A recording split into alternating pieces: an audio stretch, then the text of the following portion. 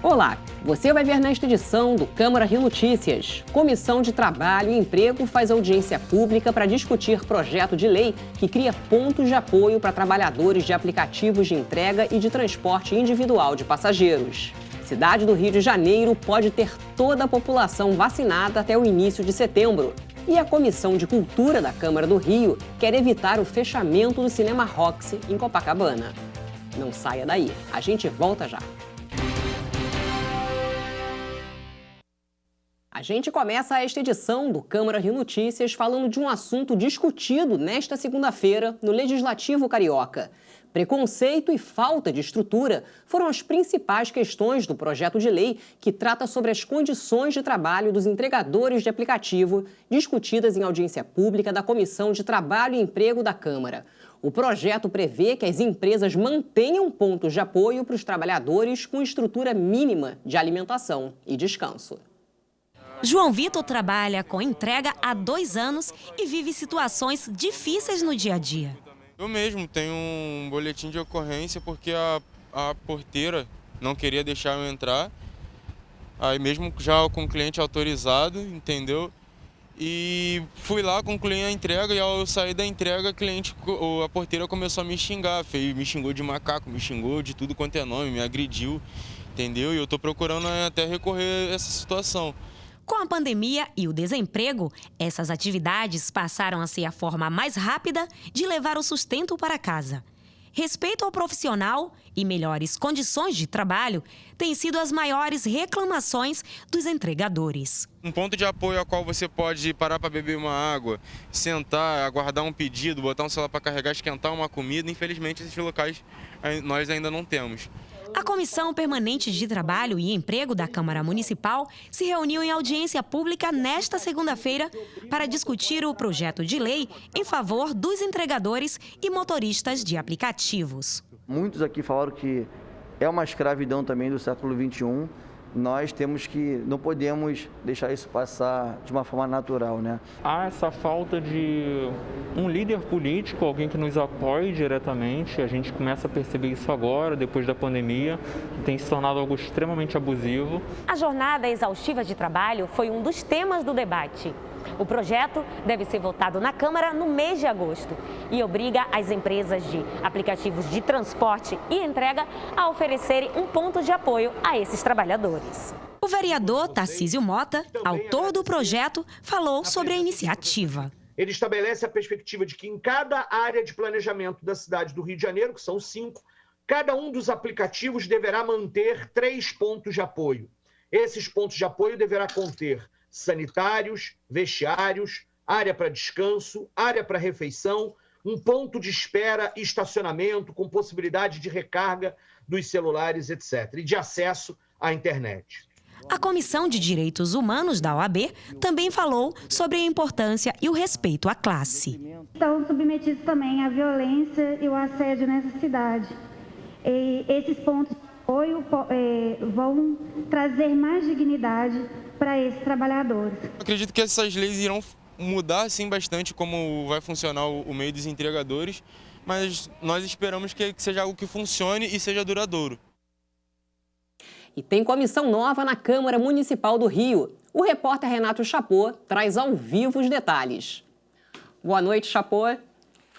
Boa noite, Ingrid. É verdade, a comissão é uma comissão especial sugerida pelo vereador Dr. Marcos Paulo, que é muito ligado à questão da causa animal. Inclusive, ele é o autor da lei que acaba de ser sancionada pelo prefeito do Rio de Janeiro, que pune as pessoas que maltratarem animais no Rio de Janeiro. A comissão será integrada por 3 pessoas e vai durar até o final desse ano legislativo. Entre os objetivos estão a promoção de estudos, debates e diligências para a promoção da causa animal no Rio de Janeiro. Ingrid. Obrigada.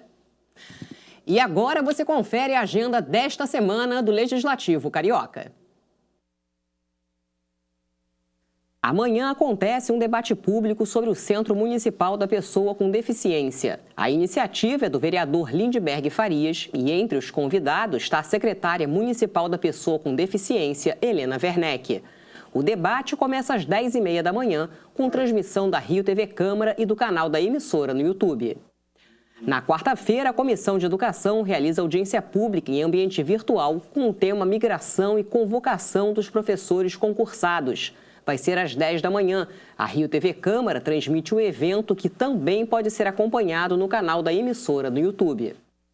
E na quinta-feira, às 10 da manhã, acontece uma reunião híbrida para negociação e consolidação das emendas apresentadas em segunda discussão ao projeto de lei do Executivo sobre as diretrizes orçamentárias para 2022. A iniciativa é da Comissão de Finanças, Orçamento e Fiscalização Financeira da Câmara Municipal do Rio. E o fim de semana foi marcado por operações da Secretaria Municipal de Ordem Pública no combate a eventos clandestinos. Os agentes interromperam 2 eventos irregulares na noite de sábado em Madureira e Vista Alegre, na Zona Norte. Eles foram acionados após a denúncia de aglomeração nos locais, que funcionavam em desacordo com as determinações do decreto municipal que estabelece medidas de proteção à vida. Em Vista Alegre, os agentes constataram a presença de cerca de 400 pessoas aglomeradas no estabelecimento, a maioria sem máscara de proteção facial, além de outras irregularidades, como pessoas atendidas em pé e falta de distanciamento entre as mesas. A equipe permaneceu na casa até a saída total dos clientes. O estabelecimento foi interditado pela vigilância sanitária. Na Estrada do Portela, em Madureira, os agentes flagraram outro evento com mais de 250 pessoas aglomeradas, sem distanciamento entre as mesas e funcionamento da pista de dança. O estabelecimento também foi interditado e todo o público presente retirado do local.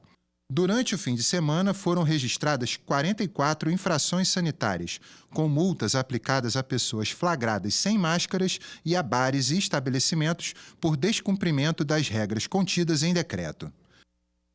E a gente fala agora sobre a ação da Prefeitura que derrubou uma construção irregular na Muzema. A Defesa Civil também fez uma vistoria na região. Moradores tiveram que deixar os prédios devido ao risco de um desabamento. Foi um desespero para os moradores de 2 prédios que precisaram sair às pressas de casa. Eles ouviram estalos e perceberam rachadura nas paredes.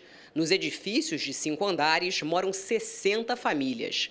A Defesa Civil fez uma vistoria, não constatou o risco de desabamento e liberou o retorno dos moradores. Alívio também para as famílias de outros 6 edifícios que chegaram a ser esvaziados de forma preventiva. O risco de uma nova tragédia levou o prefeito Eduardo Paes e um grupo de secretários a acompanharem de perto o drama dos moradores. Os técnicos da Defesa Civil encontraram uma obra irregular. A estrutura seria concretada para a construção do 1º andar de mais um prédio que subiria na Muzema. Com a ajuda de uma retroescavadeira, os técnicos derrubaram a estrutura. A gente vai derrubar essas construções e a gente não vai permitir que isso aconteça mais. Construção sem regularização a gente não vai deixar subir e se subir a gente vai derrubar. Foi na Muzema que em 2019 2 prédios desabaram, matando 24 pessoas. De acordo com as investigações da polícia e do Ministério Público, a região é controlada por um grupo de milícia que lucra com as construções irregulares de prédios residenciais e empreendimentos comerciais. Nós não toleraremos a ocupação indevida do espaço público, especialmente em áreas que sofrem influência do crime organizado. A Prefeitura continuará atenta nessa luta, sempre fazendo um trabalho de inteligência e municiando as forças policiais de informações, principalmente a Polícia Civil, que vem fazendo um trabalho fundamental também de inteligência e investigação desses grupos criminosos. E você vai ver no próximo bloco. Comissão de Cultura da Câmara do Rio estuda ação para salvar o Cinema Rox em Copacabana. Estamos de volta e o nosso assunto agora é a vacinação contra a Covid-19. O Rio retoma amanhã a imunização de gestantes e puérperas com comorbidades. Eu volto a conversar com o repórter Renato Chapô, que está ao vivo com a gente. Chapô, conta pra gente qual vacina vai estar disponível para esse grupo.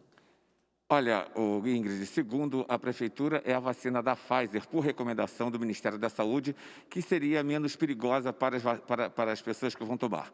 Elas devem tomar a vacina nesta terça-feira, dia 15, e na quinta-feira, dia 17, e devem levar um comprovante, um laudo médico comprovando que estão grávidas e por que devem tomar a vacina da Pfizer. Ingrid.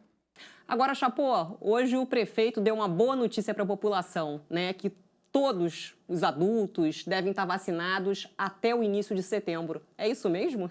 Exatamente. Em primeira dose, é claro, né? Até o prazo inicial do prefeito, por conta da demora da chegada das vacinas, seria até o meio ou final de outubro. Mas, segundo ele, estão chegando em grande quantidade as vacinas, então ele antecipou esse prazo, acredita que todos os cariocas já devem ter tomado a primeira dose até o início de setembro. E tem uma notícia curiosa em relação a isso. Por conta dessa aceleração da vacinação aqui no Rio, muitas pessoas de outras cidades estão vindo vacinar aqui na capital. Cerca de 10,71%. 8% são de cidades aqui do estado mesmo, mas tem muita gente vindo de cidades do interior de Minas e também de São Paulo. Agora a entrega da vacina da Janssen, né, que estava prevista para amanhã, está atrasada. Já tem uma previsão, Chapô? Não, ainda não tem. O Ministério da Saúde aguarda uma confirmação do laboratório, mas acredita que até esta semana vão chegar as vacinas da Janssen, que serão distribuídas em 3 remessas. Ingrid. Obrigada. Uma homenagem às vítimas da Covid-19. Foi criado no Recreio dos Bandeirantes o Bosque da Memória, um espaço para a plantação de mudas em memória às pessoas que perderam a vida em consequência do coronavírus. Ana Lúcia escolheu uma muda de pau-brasil para homenagear o pai. Meu pai era uma pessoa muito alegre, ele iluminava qualquer lugar que ele chegava. E amava a natureza, sempre gostou muito de estar cercado de verde. Então, realmente, a gente homenageá-lo, semeando vida, plantando vida, foi a homenagem perfeita. A família de Ana Lúcia faz parte de inúmeras outras que não tiveram oportunidade de se despedir de seus entes queridos que morreram vítimas da Covid-19. A gente vai continuar visitando a árvore em homenagem a ele quando a gente puder. Esse espaço recebeu o Bosque da Memória, uma homenagem às vítimas da Covid-19 e também aos profissionais da saúde que atuaram e que seguem se dedicando ao enfrentamento da pandemia do novo coronavírus. Essas imagens são desse fim de semana.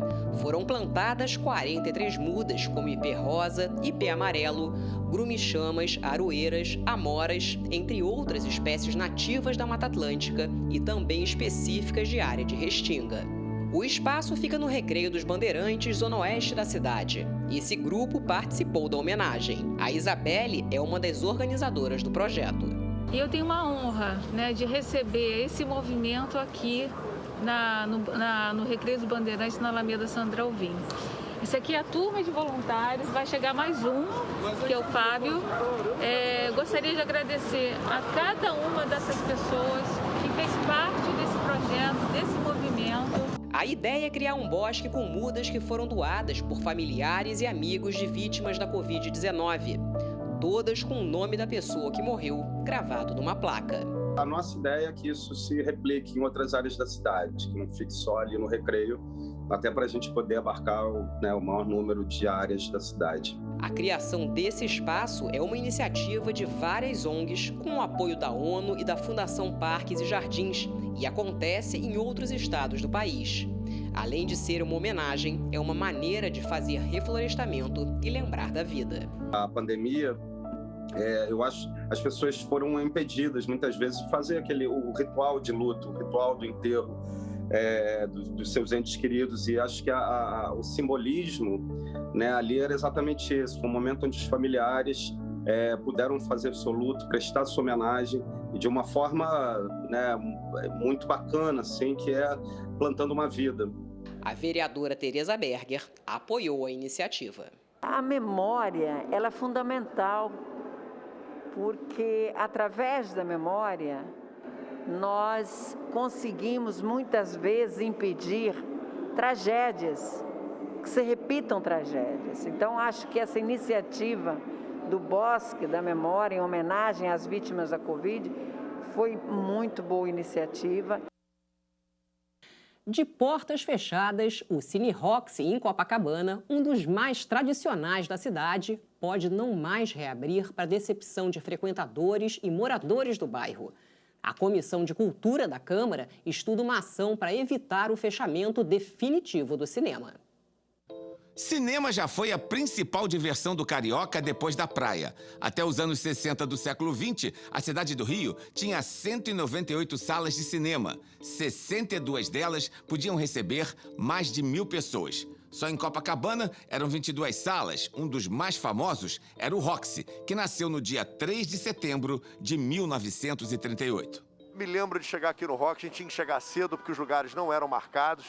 Então, se uma sessão ia começar 4 da tarde, tinha que chegar aqui meio-dia, 1h da tarde, ficava na fila, conhecia outras pessoas, todo mundo conversava, depois a gente entrava para comer pipoca, entrava na sala e era aquela loucura.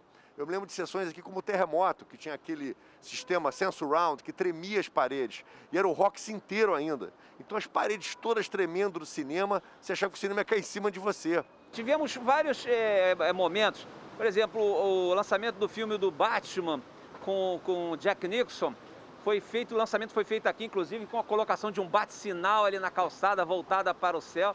Então foi um lançamento, parou aqui o bairro, parou a rua, teve que botar até auxílio da Guarda Municipal, por causa do engarrafamento que gerou o lançamento desse filme aqui no Brasil, e particularmente aqui em Copacabana. O tempo e a tecnologia fizeram os grandes cinemas de rua começarem a desaparecer.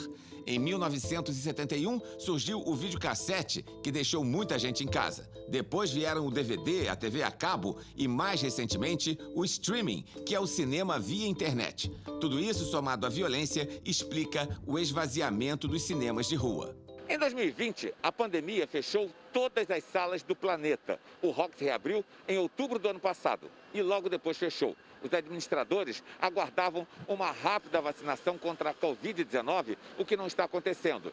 Nos últimos dias, surgiu a notícia de que ele estaria à venda por 30 milhões de reais, o que já provocou uma comoção entre antigos frequentadores e moradores de Copacabana. Eu, como artista, morador de Copacabana e frequentador assíduo do Roxy desde que eu me conheço por gente, recebi essa notícia com muita tristeza.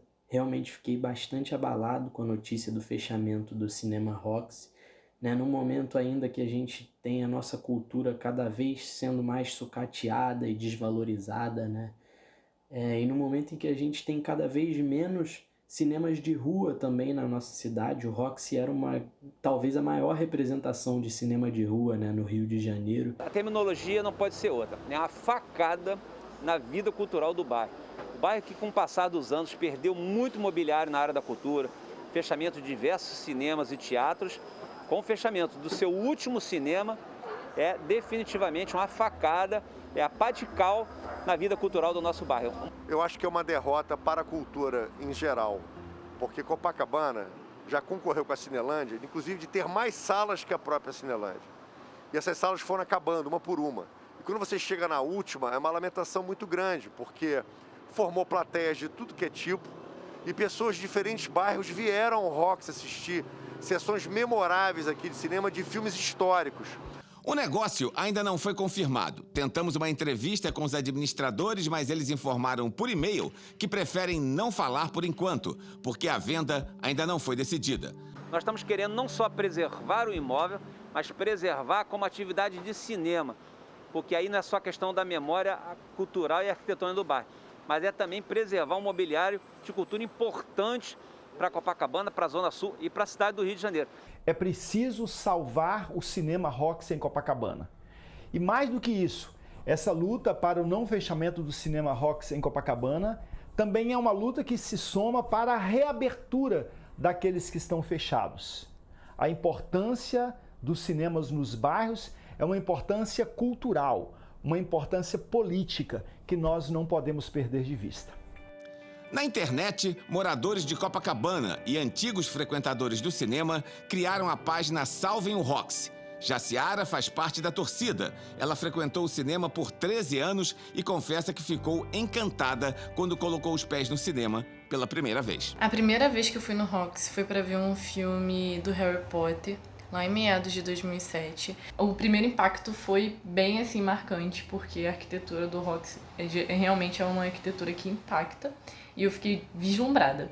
Para o jornalista Mário Abad, o Roxy não era apenas um local onde as pessoas iam ver um filme. O cinema ele é muito representativo, porque o cinema formou muita cultura, formou muita plateia, era uma diversão barata. Todo mundo tem uma história para contar do Roxy, até quem não mora em Copacabana. Talvez o primeiro namoro, o primeiro beijo. E foi exatamente o que aconteceu com Yuri. Foi o cinema onde deu o meu primeiro beijo. E foi onde eu fui assim, minha adolescência inteira, com o meu grupo de amigos. Nossa diversão era andar por Copacabana, e quando tinha um dinheirinho sobrando a gente ia no cinema, no Roxy, ver algum filme bem nerd, porque a gente sempre gostou dessas paradas. Então foi muito triste ver um cinema desse fechando assim, as portas, com tantas histórias, não só as minhas, mas como de muitas pessoas.